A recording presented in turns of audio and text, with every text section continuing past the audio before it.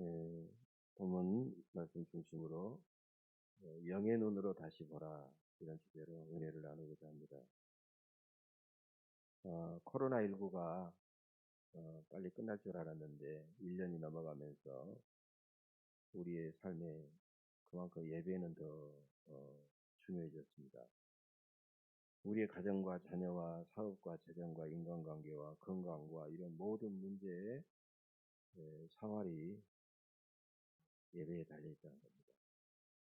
그리고 평소에 우리가 친교하고 섬기고 하는 모든 것도 다 사라졌기 때문에 예배가 그 모든 것을 포괄하고 있다, 그렇게 볼 수 있겠죠. 우리 예배가 회복되면 우리가 보는 눈이 달라집니다. 영이 회복되고, 그래서 영의 눈이 열려서 지금까지 전혀 보지 못했던 것들을 보게 되는 것이죠. 우리는 육의 눈으로 사물과 사람을 보기도 하지만 영의 눈으로 보기도 하죠. 육의 눈은 한계가 있습니다. 그 앞에 있는 것만 봐요. 뒤에 있는 거라든가 그 속에 있는 거라든가 그런 것을 보지 못하죠. 그러나 영의 눈은 하나님의 마음과 하나님의 뜻으로 그 모든 것을 다 꿰뚫어 볼 수가 있는 것입니다. 그리고 새롭게 볼 수가 있는 것입니다. 그러므로 영의 눈으로 그가 보느냐, 영의 눈으로 무엇을 보느냐라는 것이 그 사람의 영적 상태를 다 말해준다는 것입니다. 똑같은 가나안 땅을 정탐했던 12명의 정탐꾼들을 보면 하나님의 사람인 여호수아와 갈렙만이 가나안 땅을 보면서 가나안 땅은 하나님이 우리에게 주신 심히 아름다운 땅이요, 과연 그 땅은 젖과 꿀이 흐르는 땅이라고 그렇게 보고 있어요. 그런데 나머지 10명은 가나안 땅을, 똑같은 땅을 보고 왔어도 그 땅은 그 주민을 삼켜버리는 무서운 땅이요, 그 땅에는 안악자손이라는 거인족이 살고 있기 때문에 우리는 도저히 정복하기 불가능한 땅이다라고 그렇게 결론을 내려버립니다. 그 둘 사이에는 보는 눈이 전혀 달랐기 때문에 그들이 보았던 대로 전혀 다른 미래를 그들은 경험하게 되고 그대로 그들의 운명이 되어버리고 말았던 것이죠. 오늘 본문 말씀의 배경도 살펴보면 이스라엘 백성은 아방 시대에 극심한 바알 숭배에 빠져서 하나님을 완전히 떠나버렸고, 많은 여호와의 사람들 종들도 이제 바알신에게 넘어가 버렸고, 여호와의 제단은 완전히 무너져 버렸습니다. 하나님은 바알이 비를 준다고 믿는 이스라엘 백성들을 심판하셔서 무려 3년 6개월 동안이나 비를 내려주시지 않았고, 그들은 엄청난 굶주림과 고통과 절망에 빠지게 되었던 것입니다. 그러나 긍휼이 넘치신 우리 하나님께서는 마침내 엘리야에게 너는 아합에게 가서 내가 비를 내려준다고 하라라고 예언의 말씀을 전하라고 하셨습니다. 그런데 엘리야는 아합왕을 만났는데 하나님께서 비를 내려주기 전에 우리가 먼저 정리할 일이 있다라는 것을, 그런 비장한 마음으로 자기 자신과 바알과 아세라 선지자 850명과의 기도의 대결을 통해서 과연 우리가 믿는 하나님이 여호와가 참 하나님이신지, 너희들이 믿는 바알과 아세라가 참 하나님이신지 그것을 가려내자고 제안하게 되었어요. 아합은 그것을 받아들이게 됩니다. 이제 갈멜살 정상에서 바알과 아세라 선자들은 아침부터 바알이여 바알이여 하면서 바알의 이름을 불러가면서 응답해 달라고 기도하죠. 그리고 심지어는 칼과 창으로 자기의 몸을 막 해하면서 피를 흘리면서까지 그렇게 기도했지만 바알은 살아있는 신이 아니기 때문에 그는 응답할 수가 없었습니다.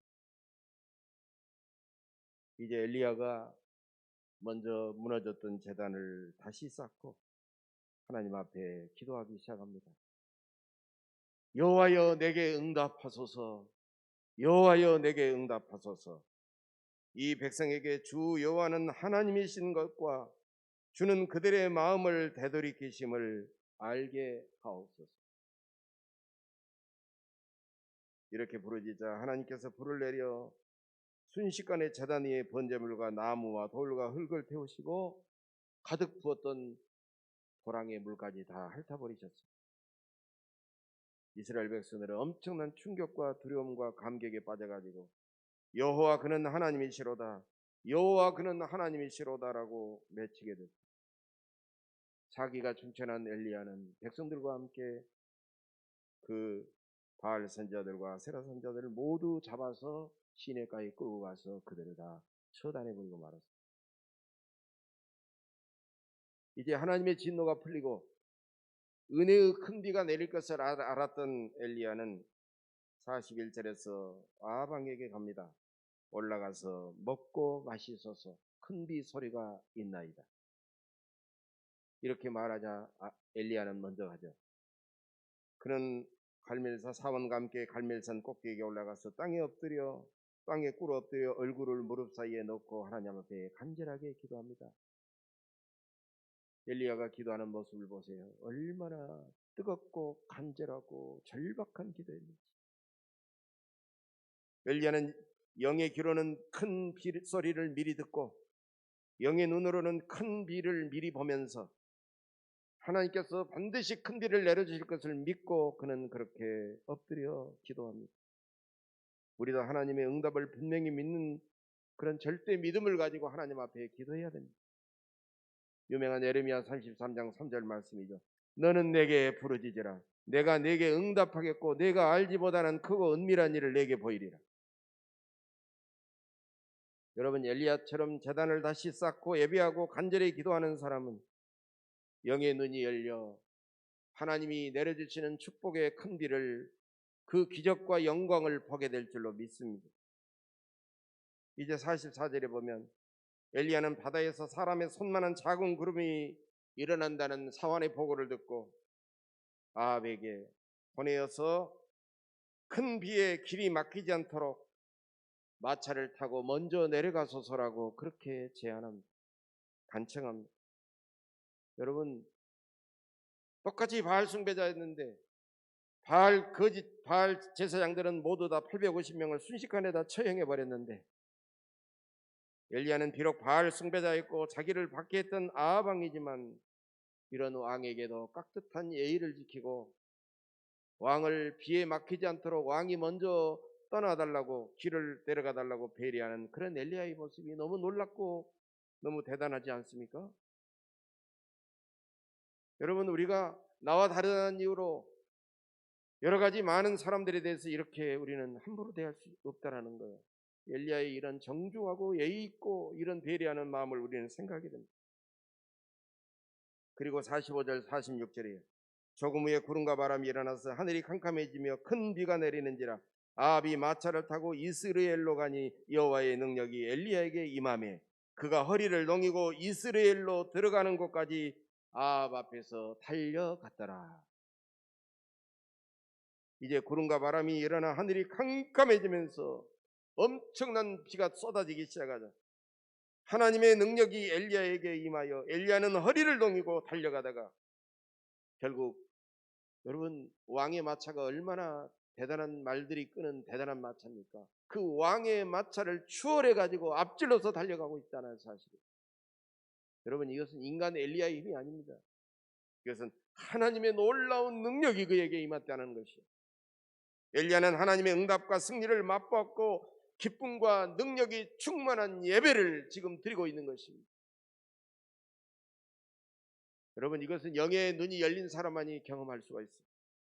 죄악에 물들어 있는 불의한 세상, 바알 우상이 땅에 비를 내려준다고 믿는 불신앙의 세상, 바알 숭배에 미쳐서 아합 왕이 두려워가지고 이제는 하나님을 믿다가 바알에게 돌아가 버리고 숨어있는 두렵고 절망적인 세상에서 엘리야는 큰 빗속을 달려가면서 하나님의 살아계심과 전능하심과 영광을 그들에게 생생하게 선포하고 있다는 사실입니다. 세상 만민들아 들으라. 여호와 하나님은 살아계신다. 여호와 하나님만이 불로 응답하셨고 큰 비를 내려주신다. 너희가 믿는 바알은 거짓된 신이다. 여호와 하나님만이 세상을 주관하신다. 우리 하나님께만 오직 소망이 있다. 여러분, 아방과 그 주변에 있는 신하들과 다른 사람들은 왜 갑자기 비가 내리는지 전혀 몰랐습니다. 왜 엘리야가 저렇게 빨리 달려가면서 외치면서 달려가는지를 몰랐을 것입니다. 그러나 엘리야는 영의 눈으로 범죄하고 절망적인 세상에서 여전히 살아계신 하나님을 그는 보았고, 그 엄청난 빗속을 달려가면서도 하나님의 살아계심과 전능하심과 영광을 생생하게 그들에게 선포할 수 있었던 것입니다.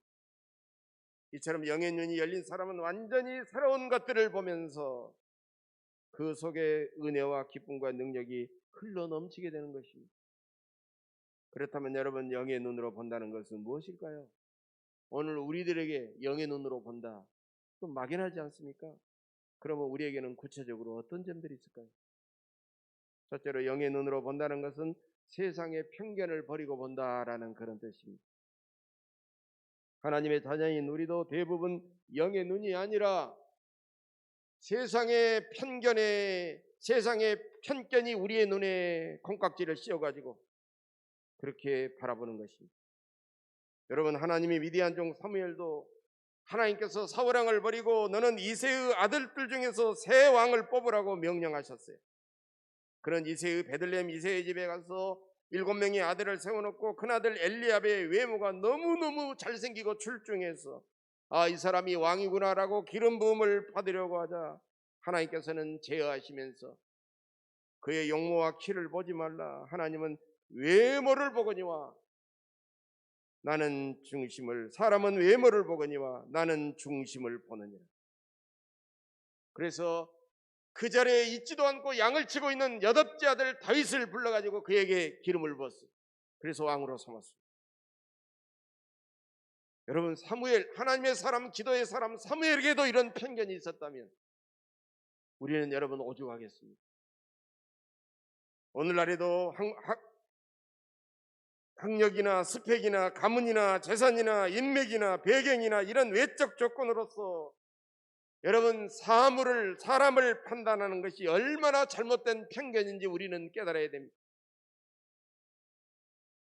19세기 중반까지 요한 웨슬레나 조지 휘필드나 조나단 에드워드 같은 미국과 영국의 목사들은 대부분 인류 명문대학 출신들이었습니다. 옥스퍼드 대학, 예일 대학, 하버드 대학 같은 명문대 출신 엘리트 목사들이었습니다. 그런데 갑자기 어느 날 D.L. 무디라는 부흥사가 시카고에서 나타나서 엄청난 미국을 영적 부흥의 운동으로 휩쓰이게 했습니다. 그 주역이 바로 D.L. 무디였습니다. 그 당시 사람들은 D.L. 무디의 부흥 운동에 충격을 받은 것보다는 D.L. 무디가 바로 초등학교 중퇴자였다는 사실을 보면서 그들은 더 충격을 받았다는 것입니다. 하나님의 영이 그들에게 임하자, 그에게 임하자 그런 엄청난 성령의 능력에 붙들려서 수백만 명의 영혼들을 하나님 앞으로 돌아오는 위대한 종으로 쓰임받았던 것입니다. 우리의 편견은 사람을 있는 그대로 평가하거나 있는 그대로 받아들이지 않기 때문에 때로는 그 사람을 들어 쓰시는 하나님의 능력까지 제한해버리는 그런 잘못된 죄를 범하게 되는 것입니다. 여러분, 여러분의 자녀들도 조금 문제가 있지만 편견으로 보지 마십시오. 다윗 왕도 아버지 이새의 편견 때문에 그는 아예 다른 형님들 옆에 틈에 끼지도 못했어요. 그러나 하나님께서는 다윗 왕을 불러내어 그를 왕으로 기름 부었던 것입니다. 이제 여러분의 자녀들을 외모나 성적과 재능만 보는 그런 편견을 내어버리고 성령께서 주시는 영의 눈으로 바라보시기를 바랍니다. 나 자신은 물론이고 가족이나 주변 사람들까지도 우리는 내 눈에 씌워진 육의 눈 편견을 버리고 영의 눈으로 다시 보십시오. 지금도 많은 사람들이 자신에 대한 편견을 갖고 열등감의 상처를 안고 살아가는 사람들이 너무나도 많이 있습니다. 저는 언젠가 뉴스를 보고 굉장히 좀 충격을 받은 적이 있었어요. 서울대학교에 들어간 서울대학교에 들어간 서울대학 학생들, 얼마나 많은 사람들이 그 대학을 가려고 노력하고 이랬습니다. 그런데 47%가 열등감과 우울감을 앓고 있다는 보고였습니다. 여러분 10%라기도 놀랄 일인데 거의 절반이 열등감과 우울감을 가지고 살아가고 있다는 거예요. 그것뿐만이 아니었어요. 미국의 최고 명문하면 하버드 대학 아닙니까? 하버드 대학생들의 3분의 1도 열등감 환자라는 그런 보고가 있습니다.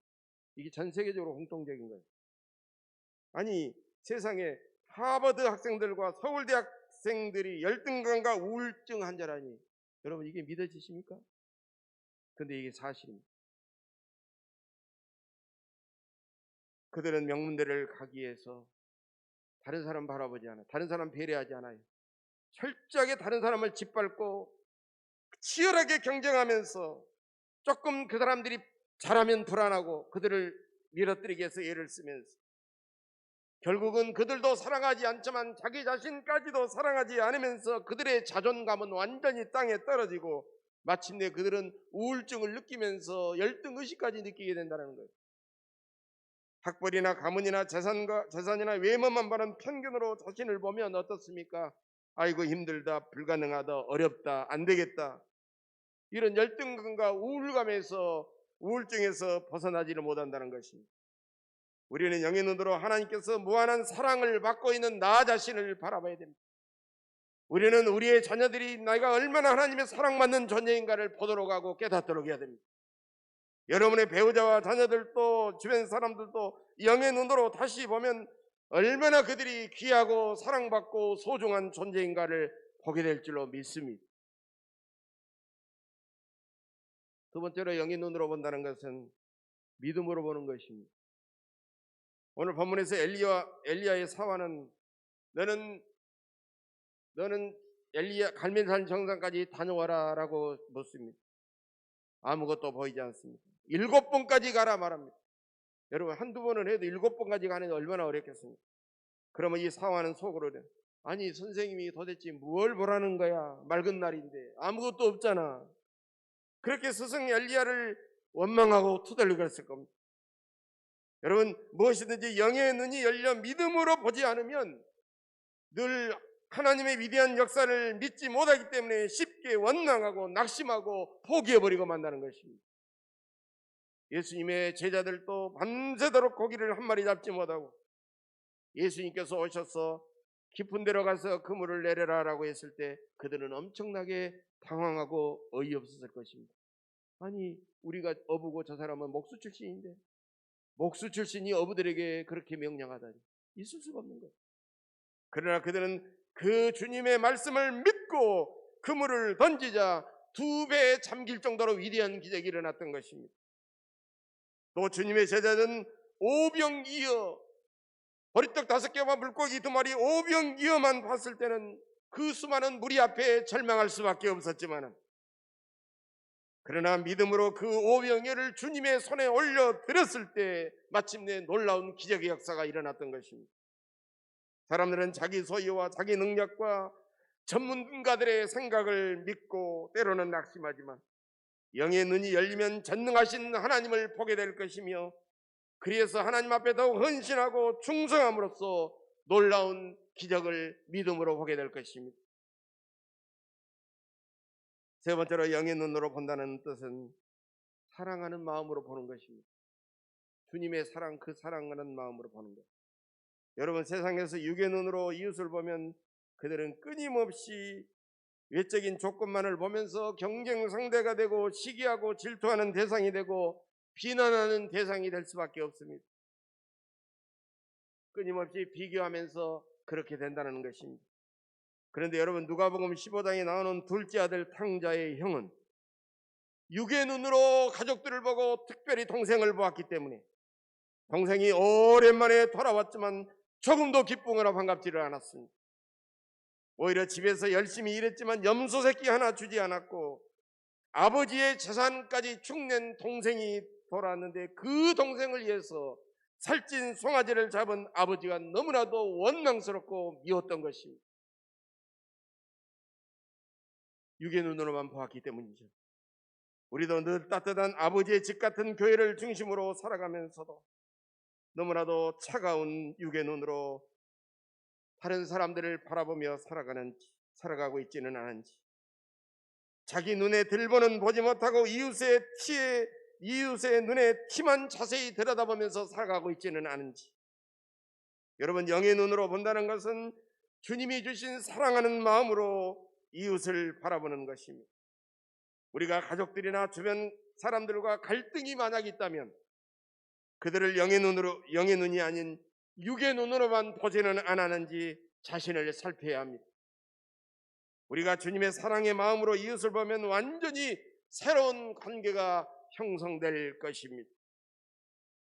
네 번째로 육의 눈으로 본다는 것은 겸손한 마음으로 본다는 것입니다. 우리는 자기를 너무 과장하거나 자기에게 너무 도취되어 살아갈 때가 많이 있습니다. 자신의 본래의 모습을 보지 못한다는 것입니다.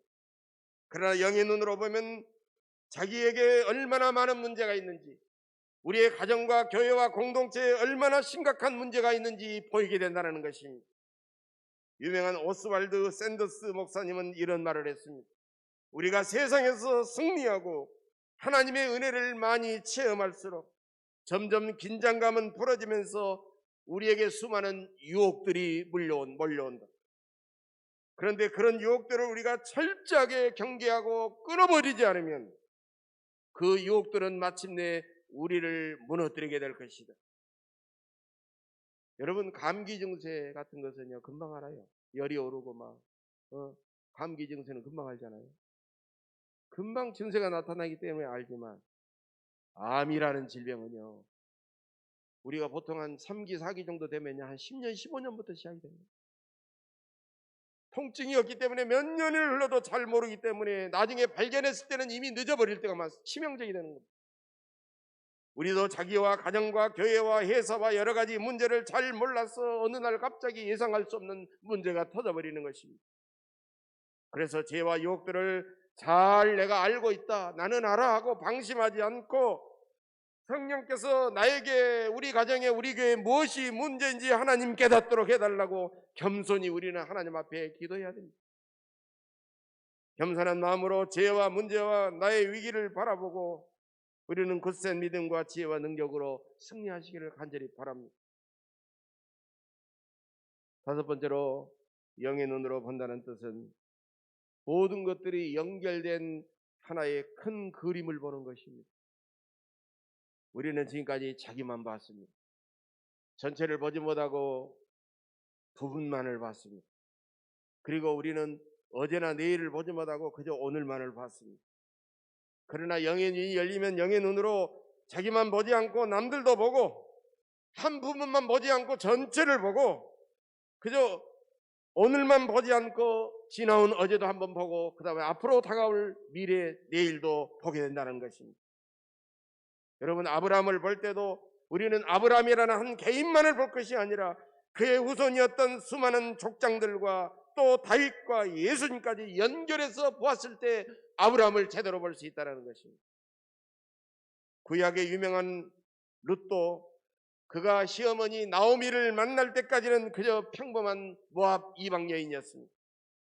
그리고 이 나오미와 룻 두 여인도 보아스를 만나기 전까지는 그저 평범한 사람들이었고 보아스도 두 여인을 만나지 못했다면 그저 평범한 부자 아저씨로 끝나버리고 말았을 것입니다.